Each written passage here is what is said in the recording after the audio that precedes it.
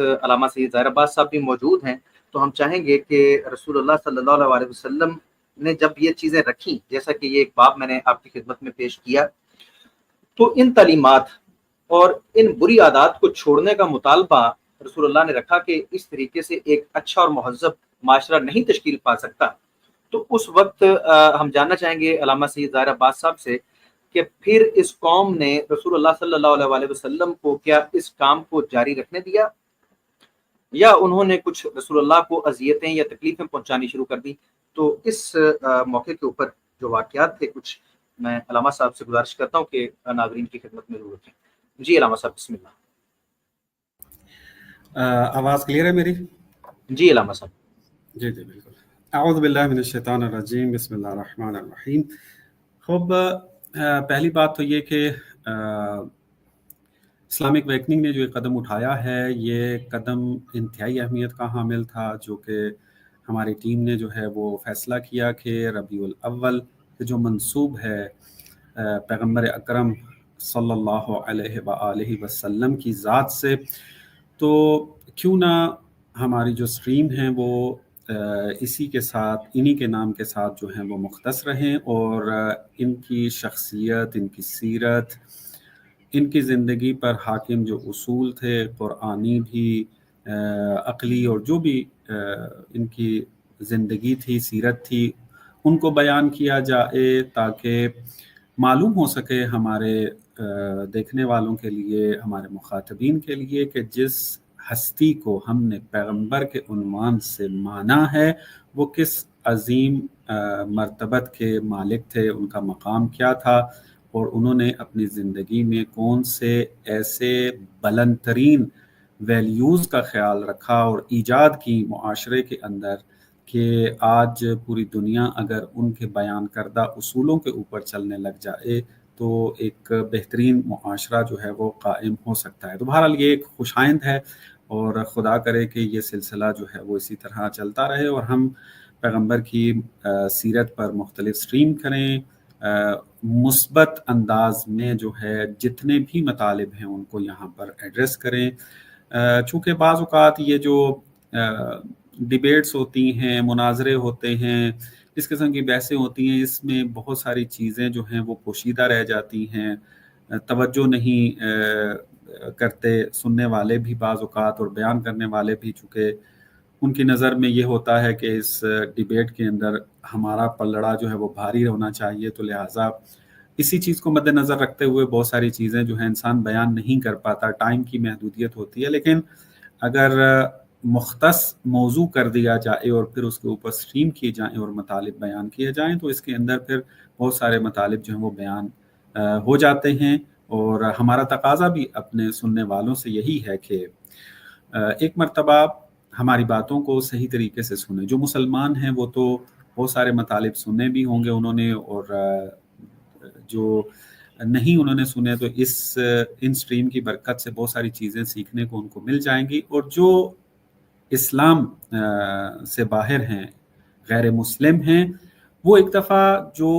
اصل حقیقتیں ہیں ان کو منصفانہ انداز سے سنیں اور پھر اس کے بعد فیصلہ کریں۔ ہم بھی یہ نہیں چاہتے ہیں کہ حتماً ہماری بات کو جو ہے وہ قبول کریں، اور کوئی اجبار بھی نہیں ہے، سختی بھی نہیں ہے، سنیں ایک دفعہ، لیکن تقاضا ہمارا یہ ہے کہ ایک دفعہ مطلب سن لیں، چونکہ بعض اوقات اعتراضات کی نوعیت اتنی بری ہوتی ہے کہ اپنے آپ کو بڑا دکھانے کے لیے یا اپنے دین کو بچانے کے لیے یا اپنے آئیڈیالوجی کو جو ہے اس کو سہارا دینے کے لیے بہت سارے ایسے مطالب جو ہیں وہ نکال لیے جاتے ہیں، بنا دیے جاتے ہیں کہ جن کا حقیقت سے کوئی تعلق نہیں ہوتا، سوشل میڈیا کے ذریعے پھیلا دیے جاتے ہیں۔ اب ایک انسان مثال کے طور پہ 100 چینل اگر چلا رہا ہوگا، وہ 100 چینل سے اس نظریے کو جو ہے وہ غلط نظریے کو بیان کر رہا ہوگا، تو اب لوگ یہ سمجھتے ہیں پھر کہ 100 چینل نے اس کو پروموٹ کیا، لہٰذا کوئی نہ کوئی حقیقت ہوگی۔ نہ، حقیقت نہیں ہوتی، اس کے پیچھے ایک گروہ یا ایک بندہ ہی ہوتا ہے۔ لیکن چونکہ سوشل میڈیا کے اندر یہ پاور موجود ہے، یہ ایک اس کے اندر ظرفیت موجود ہے کہ بہت سارے چینل بنا کر یہ تاثر دے دیا جاتا ہے کہ بہت سارے لوگ کام کر رہے ہیں، بہت سارے لوگ اس کو نقل کر رہے ہیں. اور تو ایک یعنی وہ ایک محاورہ بھی موجود ہے نا کہ جھوٹ کو اتنا بولو کہ یقین ہو جائے کہ یہ سچ ہے. تو یہاں پر بھی اسی طریقے سے پیغمبر اکرم صلی اللہ علیہ وآلہ وسلم کی سیرت کے ساتھ بھی یہی ہوتا رہا تاریخ کے اندر، اور آج سوشل میڈیا کے زمانے میں بھی یہی ہو رہا ہے کہ بجائے اس کے کہ پہلے مکمل طور پر سیرت کو پڑھ لیا جائے اور سیرت کو پرکھنے کے جو بنیادی اصول ہیں کہ ہم نے تاریخ کے اندر بیان کردہ کون سی روایت لینی ہے، کون سی سیرت کے اصول لینے ہیں، کون سے قرآن کے مطابق ہیں، کون سی ان کے مزاج اور ان کی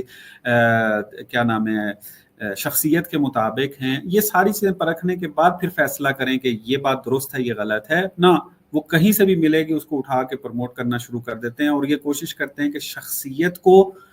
ایک منفور بنا کر، غلط بنا کر پیش کریں. تو اس قسم کی سٹریم جو ہیں وہ مدد دیں گی اگر جو منصف مزاج انسان ہوگا کہ وہ ایک مرتبہ صحیح طریقے سے تاریخ کو سنے، خود ریسرچ کرنا چاہتا ہے حوالہ مانگے، اسلامک اویکننگ کے ساتھ رابطہ کرے، وہ حوالے پرووائڈ کریں گے. اگر آپ کے پاس حوالے موجود ہیں، کتب موجود ہیں، آپ خود اس کو پڑھیں. سوال ہیں تو ہر ہفتے ہماری 2 سے 3 سٹریمیں ہو رہی ہیں، وہاں آن لائن آ کر سوالات پوچھیں. جب کلیئر ہو جائے اس کے لیے کہ یہ مطلب اسی طریقے سے پھر اپنا ایک عقیدہ بنائے. اگر تو اس کو برا لگا ہے تو اس کو بے شک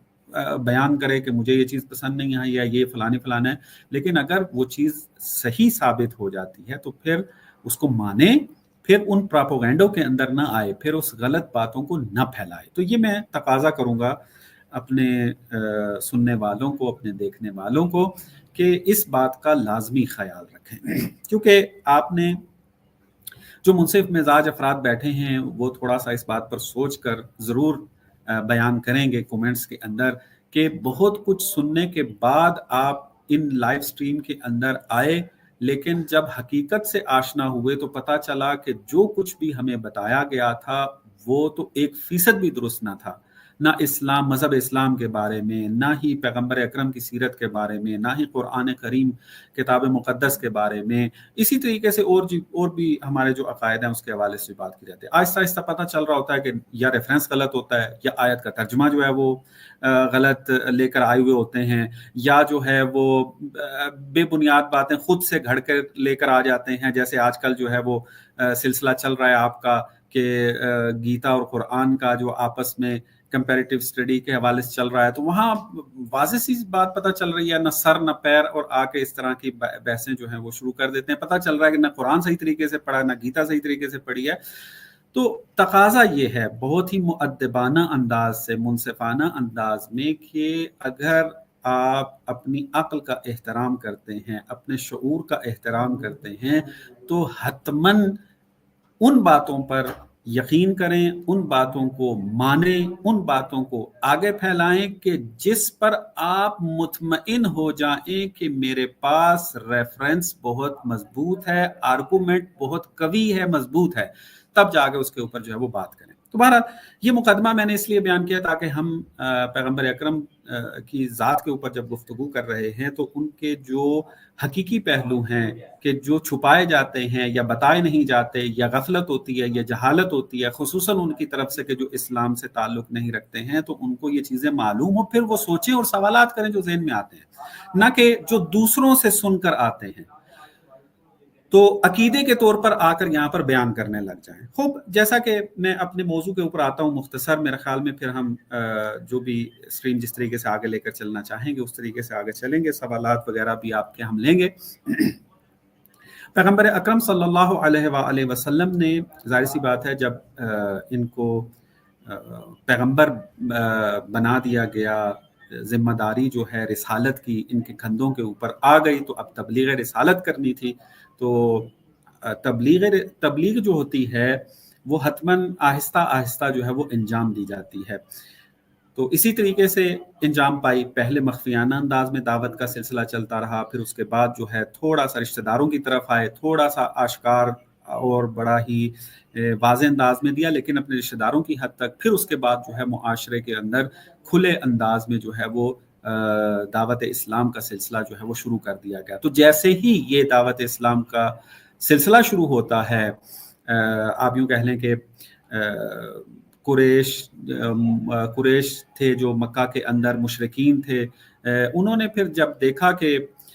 ये तो दावत जो इस्लाम की तरफ दी जा रही है, इसके अंदर तो बहुत सारे ऐसी चीज़ें हैं कि जो हमारे खिलाफ जाती हैं। मसलन उनकी बहुत सारी रसूमात थी जिसकी तरफ जो है वो बरादर जो हसन रज़ा नक़वी साहब जो है वो उसकी तरफ इशारा फरमा रहे थे, और बहुत सारे दूसरे नुकात जो हैं वो आपने देखा कि बहुत सारी गलत रसूमात के अंदर पड़े हुए थे। जब दीन इस्लाम ने आकर कहा कि ये गलत है, ये तुम्हारे आबाओ अजदाद का दीन है, ये तकलीद है, इसको ना मानो, तो जाहिर सी बात है कि जिस तरीके से अभी आप देख लें, हम दावत इस्लाम दे रहे हैं, दीन इस्लाम को सही तरीके से बयान कर रहे हैं, अकली बुनियादों के ऊपर उसकी वजाहत कर रहे हैं, स्ट्रीम के ऊपर बैठकर अपने इस्लाम पर उठने वाले सवालात का जवाब दे रहे हैं, उसके अंदर मजबूत तरीन अकायद की वजाहतें कर रहे हैं, लेकिन मुकाबिल में क्या हो रहा होता है? मुकाबिल में वो अफराद के जो देख रहे हैं कि दीन इस्लाम एक अक्ल के ऊपर बुनियाद रखने वाला दीन है, इसकी बातें जो हैं बहुत माकूल नज़र आती हैं, तो लोग जो है वो रुझान पैदा करना शुरू कर देते हैं। और फिर मुकाबले में क्या होता है, अगर उनको फिजिकली अफराद मिल जाएं तो उनके ऊपर तशद्दुद शुरू कर देते हैं। कभी भाई को मारा जाता है, कभी बहन को मारा जाता है, कभी माँ बाप को मारा जाता है, कभी उनको जेलें करवाई दी जाती हैं। अगर कुछ ना चल सके, अपने हद तक जो है वो फिजिकली तौर पर कोई सजा ना दे सकते हो, तो अगर सोशल मीडिया के ऊपर बैठे हो तो यहाँ पर बजाय इसके कि जवाब दें तो बहुत सारे और ऐसे मसाइल शुरू कर देते हैं कि किसी ना किसी तरीके से इस हक की आवाज को रोका जाए। तो यही हालत अगर आप देख लें सदर इस्लाम में, जब इस्लाम की तबलीग शुरू हुई थी, इससे भी कहीं ज्यादा उन्होंने ये सिलसिला शुरू किया हुआ था। चूंकि उस वक्त सोशल मीडिया था नहीं कि वहां बैठकर जो है वो तबलीग का काम जो है वो किया जाए और ये लोग फिजिकली अजियत ना पहुंचा सकते हैं। वहां तो बिल्कुल फेस टू फेस जो है वो तबलीग का सिलसिला होता था, दावत का जो है वो सिलसिला होता था। तो जाहिर सी बात है, जब आपने फेस टू फेस दावत देनी है, वहां पर जो है वो फिर तशद्दुद का जो है वो सिलसिला शुरू होना था। अब आप देखें तशद्दुद कैसे कैसे तशद्दुद नहीं किए गए। गर्मी, चूंकि अरब दुनिया के अंदर आप जाकर अभी भी देख लें तो वहां पर सहरा होने की वजह से गर्मी बहुत ज्यादा पड़ती है। तो जब तपती धूप में जो है वो रेत गर्म हो जाया करते थे, तो उस वक्त उनके कमीज उतार के जो मुसलमान हो चुके होते थे, इस्लाम को कबूल कर लिया होता था, तो वो उनको उस तपती रेत के ऊपर लेटा देते थे और उनके सीनों के ऊपर, उनके पेट के ऊपर पत्थर रख दिया करते थे ताकि वो अजियत में, दर्दनाक अजियत में जो है वो रहें उसके अंदर। तो इस तरह की सख्तियां जो हैं वो की, लेकिन बहरहाल जो जिनका ईमान मजबूत था उन्होंने इतनी सख्तियां बर्दाश्त, कत्ल हो गए, जबानें कटवा ली, अपने बदन के ऊपर जो है वो अजियतें बर्दाश्त की बहुत ज़्यादा, लेकिन दीन इस्लाम से इनकार जो है वो नहीं किया। इसी तरीके से आप देख लें जनाब अम्मार यासिर अलैहिस्सलाम का भी वाक़या है कि कितना दर्दनाक के कुरान ने भी उसकी तरफ जो है वो इशारा किया है। उनके जो है वो रिश्तेदारों को कत्ल कर दिया जाता है, उनकी वालदा को,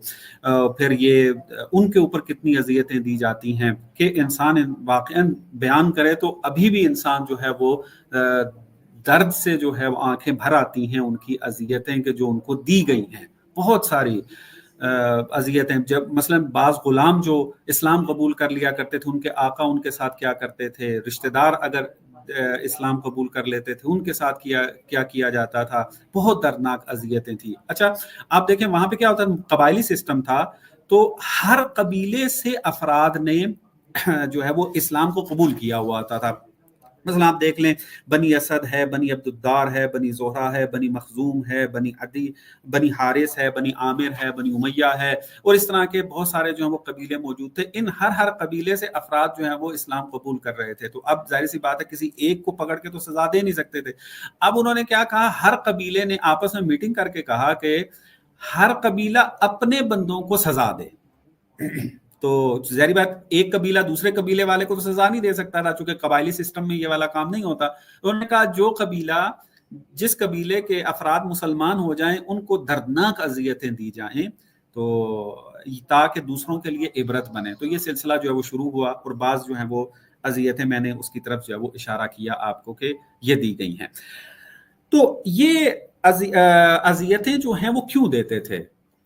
कुरैश को क्या मुश्किल थी या मुशरिकीन को क्या मुश्किल थी? एक तो मसला जो है वो दीन इस्लाम की उस अक़लानी पहलू था, अक्ल के ऊपर जो है वो बुनियाद रखने वाले अकायद थे, उसकी वजह से ये इसकी मुखालफत करते थे। और इसके अंदर जो है जो पैगाम मौजूद थे, वो पैगाम भी जो है वो सबब बनते थे कि अगर ये दीन इस्लाम को कबूल कर लें या दीन इस्लाम के कबूल करने वाले अफराद ज़्यादा हो जाएं तो ये सारा सिलसिला जो है वो ख़त्म हो जाएगा। मसलन क्या है, उनका जो समाजी निज़ाम था जो उन्होंने बनाया हुआ था वो सारा जो है वो ख़त्म हो जाता। समाजी निज़ाम के अंदर क्या होता है, अभी भी आप देख लें कैपिटलिज्म जो चल रहा है उसके अंदर अमीर अमीर तर होता जाता है और ज़्यादा पैसा जो है, ज़्यादा जो फैसिलिटियाँ जो दी जाती हैं वो क्या है, वो उस बंदे को दी जाती हैं जो माली एतबार से ज़रा मजबूत होता है, जिसका स्टेटस होता है। लेकिन जो ज़ईफ़ होते हैं, कमज़ोर होते हैं, जिनके पास इतना माल नहीं होता है, जिनका स्टेटस नहीं होता है, तो उनको फैसिलिटियाँ भी इतनी नहीं मिलती हैं और उनका एहतराम मकाम भी मुआशरे के अंदर उस निज़ाम के अंदर जो है वो मौजूद नहीं होता, जिस तरह के हम इस कैपिटलिज्म के निज़ाम में जो है वो देख रहे होते हैं। तो पैगम्बर अकरम सल्लल्लाहु अलैहि वसल्लम कि अगर इस दावत के सिलसिले को देखें तो इसके अंदर आपको सबसे ज्यादा जवान नजर आएंगे, सबसे ज्यादा ज़ईफ अफराद नजर आएंगे, सबसे ज्यादा अफराद जो गुलाम नजर आएंगे, चूंकि उस दौर के अंदर जो है वो गुलामों का सिलसिला जो है वो मौजूद था। गुलाम जोक दर जोक जो है वो इस्लाम कबूल कर रहे थे। उस दौर में जो महरूम तबका था,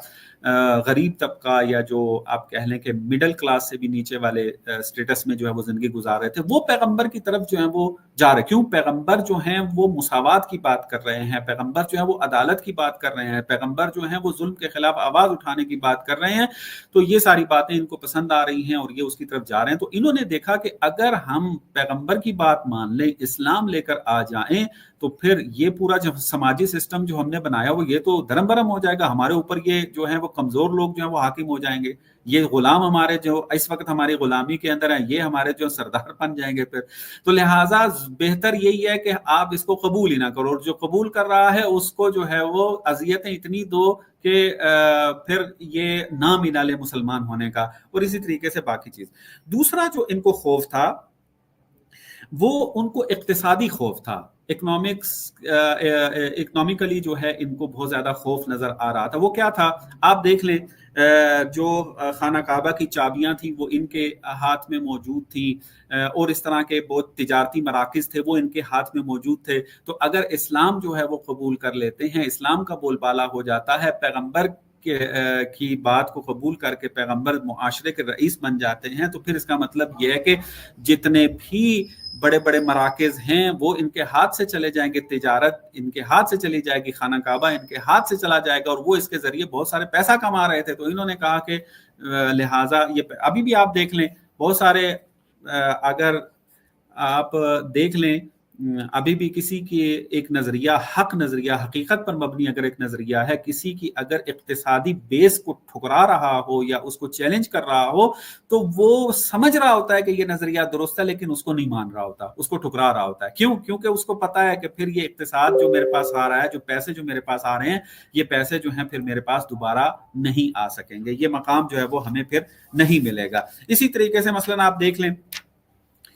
हसादत बहुत ज्यादा थी, हसद था इनके अंदर, बहुत सारे इस तरह के अवामिल जो है वो मौजूद थे। मैं आखिरी नुक्ता बयान करूं और फिर मतलब जो है मैं अपनी प्रेजेंटेशन जो है वो खत्म करता हूं, ताकि फकत वन पर्सन न बन जाए, ये इसको अपने मुखातबीन की तरफ भी चल हम करने वाले मुख्तलिफ। मेरी आवाज आ रही है? जी अब आ रही है, पहले कट रही थी, अब ठीक हो रही। अब फरमाइए। हाँ जी जी जी जी। मैं ये मतलब बयान करने लगा था कि इस्लाम को कबूल करने वाले कौन से अफराद ज्यादा थे। मैंने उसकी तरफ इशारा भी किया, जवानों का तबका था, कि अभी भी आप देख लें हमारे मुआशरे के अंदर जब भी हक बयान होता है तो जोक दर जोक जो तबका मुतासिर होता है और हक को कबूल करता है, वो जवानों की जो है वो तादाद होती है, और इस तरीके से वो आगे बढ़ते हैं। मजलूमों और महरूमों का तबका होता है इस्लाम को कबूल करने की तरफ। जाहिर सी बात है, इस्लाम जो है वो मजलूमों का हिमायती है, महरूम की جو ہے وہ محرومیتیں ختم کرنے کے لیے آیا ہے، ان کو سعادت دینے کے لیے آیا، تو وہ دیکھ رہے تھے کہ یہ چیزیں ہمیں ملنے والی ہیں، تو وہ ایک طبقہ بہت بڑا تھا کہ جو اسلام کو جو ہے وہ قبول کر رہا تھا۔ تو اس طریقے سے افراد جو ہیں جوک در جوک جو ہیں وہ اسلام میں داخل ہوتے گئے، اور جیسے جیسے یہ پیغام پھیلتا گیا اسلام کی مخالفت اتنی ہی شدید تر ہوتی گئی۔ کبھی پیغمبر کو اذیتیں دی گئیں کہ بعض کی طرف شاید اشارہ ہوا ہو، میں ابتدائی پروگرام میں جو ہے وہ موجود نہیں تھا، پیغمبر کو جو ہے وہ پتھر مارے گئے، اتنے پتھر مارے جاتے تھے کہ ان جسم لہولہان ہو جاتا تھا۔ پیغمبر کو جو ہے وہ مسجد کے اندر نماز پڑھ رہے ہیں تو ان کے اوپر اوجڑی پھینک دی جاتی تھی، ان کی توہین کی جاتی تھی، بہت سارے ہتھ کنڈے استعمال کیے گئے پہلے پیغمبر کے اوپر کہ پیغمبر جو ہے وہ اپنی دعوت سے ہاتھ اٹھا لیں۔ جب دیکھا کہ نہیں، پیغمبر کو لالچ بھی دے دیا، اذیتیں بھی کر دی، دھمکیاں بھی دے دی، سب کچھ کر دیا، یہ اپنی دعوت سے پیچھے ہٹنے والے نہیں ہیں، تو پھر دیکھا کہ ان کو ماننے والے جو ہیں ان کے اوپر جو ہے وہ اذیتیں کرنا جو ہے وہ شروع کر دیں۔ تو پھر آہستہ آہستہ انہوں نے وہ اذیتیں کی جس کی طرف میں نے مختصر طور پہ جو ہے وہ اشارہ کیا ہے، انشاءاللہ پھر بعد میں بھی اشارہ ہوتا رہے گا، ہمارے دوسرے افراد بھی جو ہیں ایک ایک کر کے مناسبت کو دیکھتے ہوئے ان کی طرف جو ہے وہ اشارہ کرتے رہیں گے۔ پھر انہوں نے ان ماننے والوں کو جو ہے وہ پریشان کرنا شروع کیا، جب دیکھا کہ ماننے والے جو ہیں وہ بھی جو ہے وہ مقاومت کر رہے ہیں، جو ہے وہ اسلام سے پیچھے نہیں ہٹ رہے ہیں، حق کو قبول کر رہے ہیں جوک در جوک، تو پھر بہت سارے افراد ہیں کہ جو اپنی اس ہٹ دھرمی سے پیچھے ہٹ گئے اور وہ بھی اسلام کی طرف مائل ہو گئے، لیکن جو پھر بھی جن کے دلوں پر مہر لگ چکی تھی، جن کے دل مردہ ہو چکے تھے، تو پھر وہ جنگوں پر اتر آئے، اور پھر پیغمبر کو جنگوں کے اندر مشغول کر کے بہت سارے صحابہ کو شہید کیا گیا، بہت سارے پیغمبر کے ساتھیوں کو شہید کیا گیا، یعنی ظلم بہت زیادہ کیا گیا، اقتصادی نقصان پہنچایا، جانی نقصان پہنچایا، اور یہ ساری چیزیں جو ہیں وہ کرتے رہے۔ لیکن ان سارے ہٹ کندے استعمال کرنے کے بعد بھی ہم دیکھتے ہیں کہ اس وقت دین اسلام جو ہے وہ پوری دنیا کے اندر پھیلا ہوا ہے۔ آپ کو دنیا کا کوئی ایسا کونا نہیں ملے گا کہ جہاں پر مسلمان موجود نہ ہو۔ تو دنیا کا دوسرا بڑا دین ہے، اور اس وقت جو ہے اس کے اندر اضافہ دن بدن ہو رہا ہے، اور ماہرین جو ہیں وہ یہ کہنے پر مجبور ہو رہے ہیں کہ آئندہ جو صدی آ رہی ہے یا صدیاں آ رہی ہیں، یعنی اختتام جو آپ کہہ لیں، کوئی ٹائم مشخص نہیں کیا جا سکتا معاشرے کا، لیکن ایک آپ یوں کہہ لیں کہ بات بتا دی جاتی ہے، حدس لگا دیا جاتا ہے کہ مستقبل اس دین کا ہے۔ تو ہمیں بہت سارے اعترافات ملتے ہیں کہ دین اسلام جو ہے وہ غلبہ پانے والا دین ہے۔ کب ہوگا؟ خدا انشاءاللہ جلد ہی وہ دن جو ہے وہ دکھائے گا۔